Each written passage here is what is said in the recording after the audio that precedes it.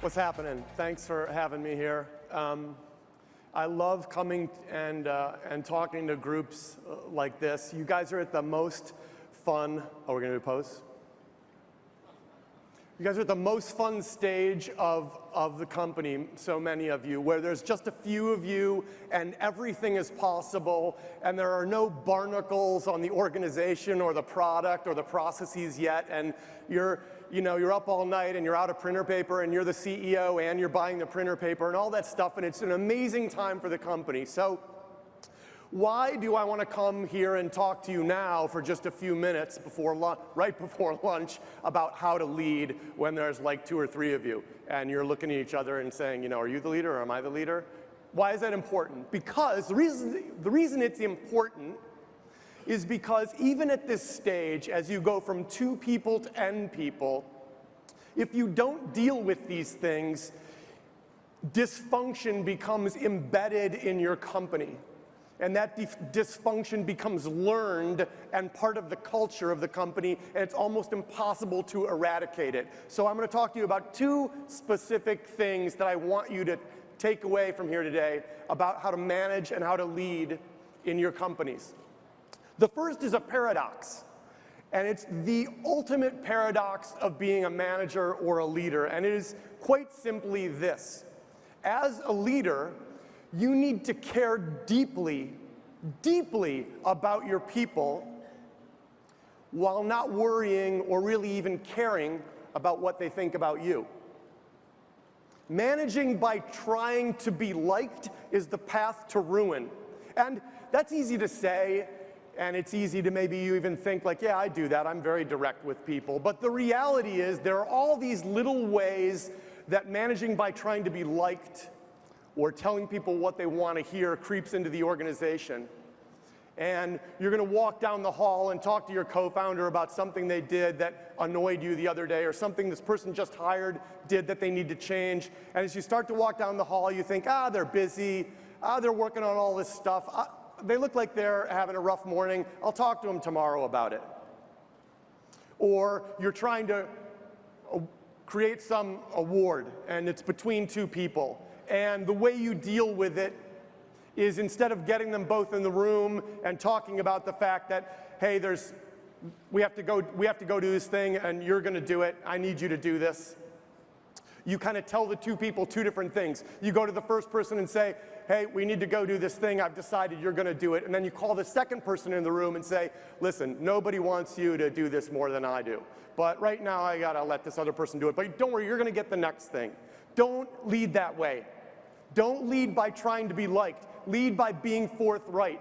The way you build trust with your team and your people is by being forthright and clear with them from day one, and communicating with them based on clarity, not based on, I hope they perceive this in a positive way and I hope they leave the room with me feeling good. That's the most important management tip I can give you, is an understanding of that paradox and how important it is to care so deeply about your team while not worrying about what they think about you. The second thing I want to tell you, and it's critical here in San Francisco, in technology, and in Silicon Valley, is this. There are many different ways to be successful, okay?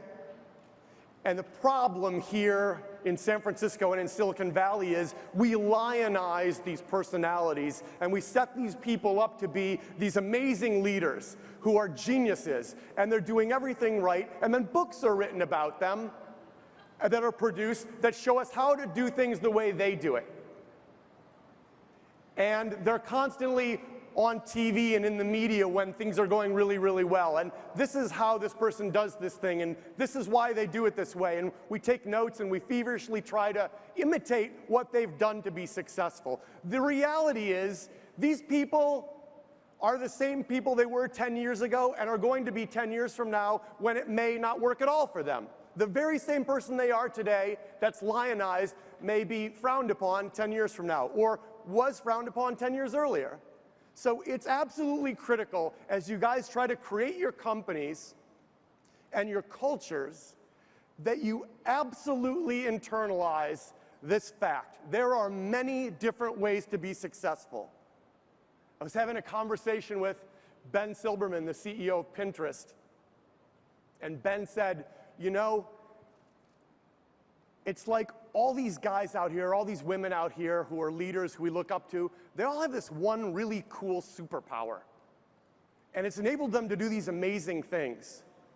And they're all different. And I thought that was an amazing insight.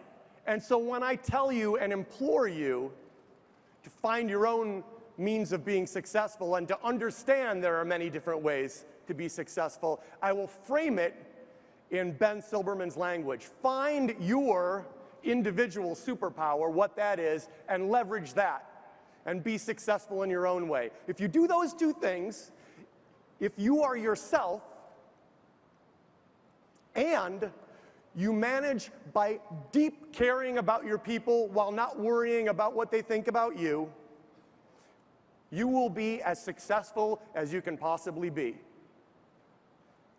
Always remember when you're thinking about communicating clearly with people and your team, you may think people are fooled if you're telling them what they want to hear. They are not fooled. As a leader, you are totally transparent. Your people are looking at you all the time. If you try to lead in some way that isn't true to who you are, they will see it, and they will see through it, and you will lose the trust of the team. Okay? So with those simple pieces of advice, that's my very brief how to lead. Have a great lunch.